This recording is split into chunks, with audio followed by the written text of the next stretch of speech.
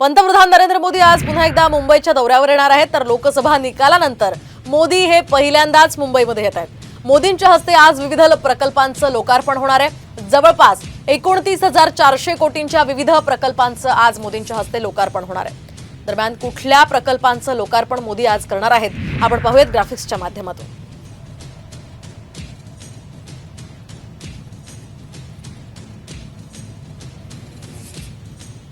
यामध्ये 29,400 कोटींच्या विविध प्रकल्पांचं आज लोकार्पण होईल।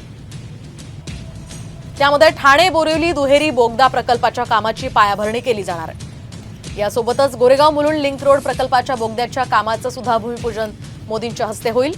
शिवाय नवी मुंबईतील गतिशक्ती मल्टी मॉडेल कार्गो टर्मिनलच्या कामाची सुद्धा पायाभरणी आज मोदींच्या हस्ते होणार आहे। शिवाय कल्याण यार्ड रिमॉडेलिंगच्या कामाची सुद्धा आज पायाभरणी होईल। यासोबतच लोकमान्य टिळक टर्मिनसवरील नवीन प्लॅटफॉर्म्सचं आज लोकार्पण होणार आहे। तर 5,600 कोटी रुपयांच्या मुख्यमंत्री युवा शिक्षण योजनेचा आजपासून मोदींच्या हस्ते शुभारंभ होणार आहे। शिवाय मुंबईमध्ये इंडियन न्यूजपेपर्स सोसायटी टॉवर्सचं मोदींच्या हस्ते भूमिपूजन होईल। अशा प्रकारे तब्बल 29,400 कोटींच्या विविध प्रकल्पांचं आज मोदींच्या हस्ते लोकार्पण होणार आहे।